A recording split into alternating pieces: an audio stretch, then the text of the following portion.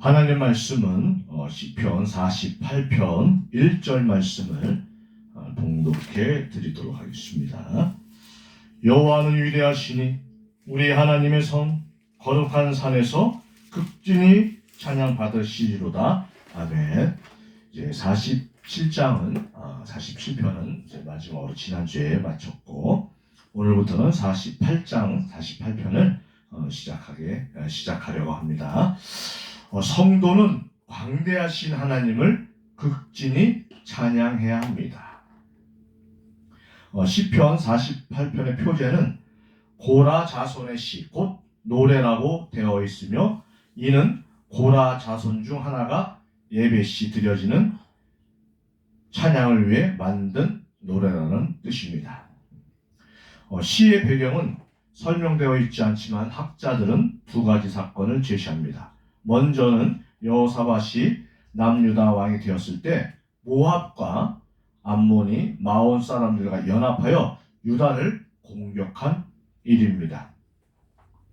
여호사밧은 이 일로 인하여 금식을 선포하고 하나님께 구원해 주실 것을 기도하였고 하나님께서 내 이사람 아하시엘을 통하여 하나님께서 친히 구원하실 것을 응답하였습니다. 여러분 맞아요. 지금도 우리나라가 위기죠. 그죠? 이럴 때 어떻게 돼요? 여호사밧처럼 금식을 선포하는 금식. 그래서 많은 사람들이 하나님의 백성들이 기도할 때입니다. 기도할 때. 지금 내전 중에 있는 러시아 우크라이나가 바로 그거지 않습니까? 기도해야 돼요. 전쟁 속에서도 하나님 지켜주옵소서. 이 나라를 지켜주옵소서.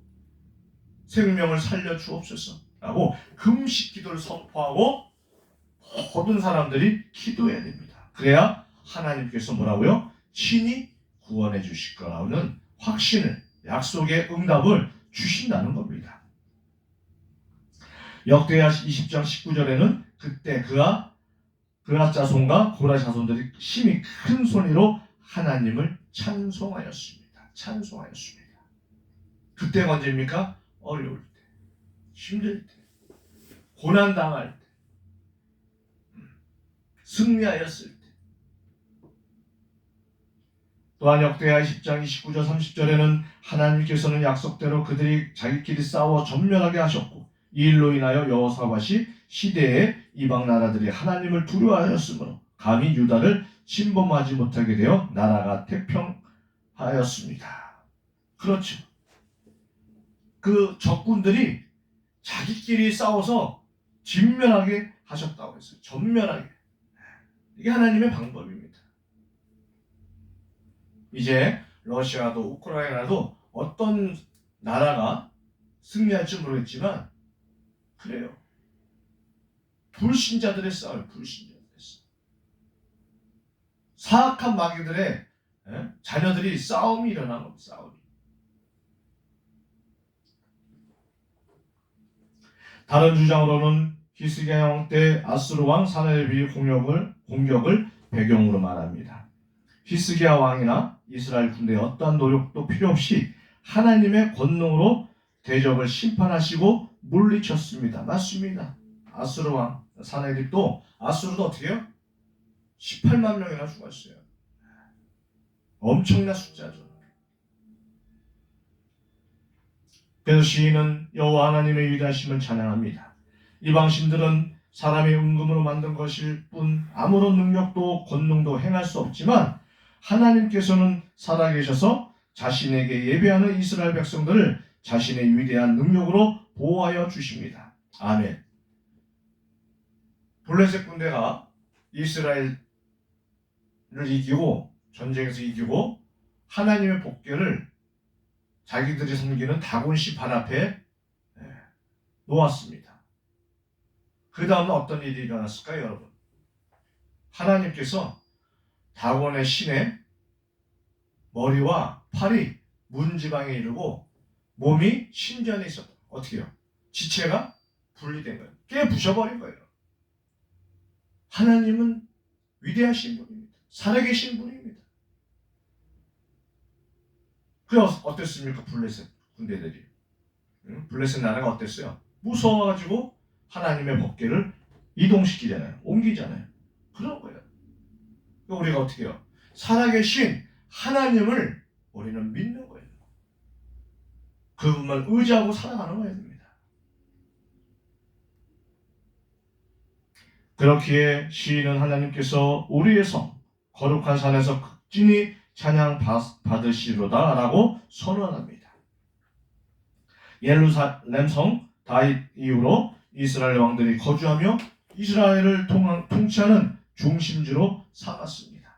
그러나 시인이 이 성을 우리 하나님의 성, 큰 왕의 성이라고 지칭하는 것은 하나님의 임재, 상징인 하나님의 궤가 자정에 있는 곳이기 때문입니다. 우리 젊은 교회도 마찬가지잖아요. 여기 누가 계신다고요? 하나님이 계셔요. 하나님이 성전에 함께 하시는 겁니다.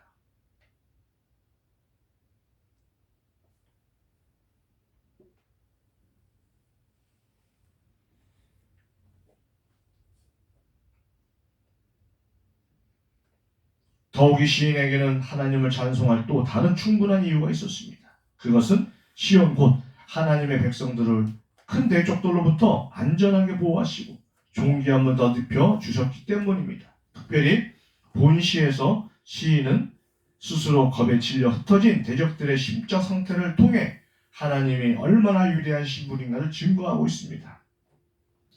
열왕이 모여 함께 지났으며 저희가 보고 놀라고 두려워 빨리 갔도다. 거기서 떨림이 저희를 잡으니 고통이 해산하는 여인 같도다 라고 4절 6절에 말씀하고 있습니다.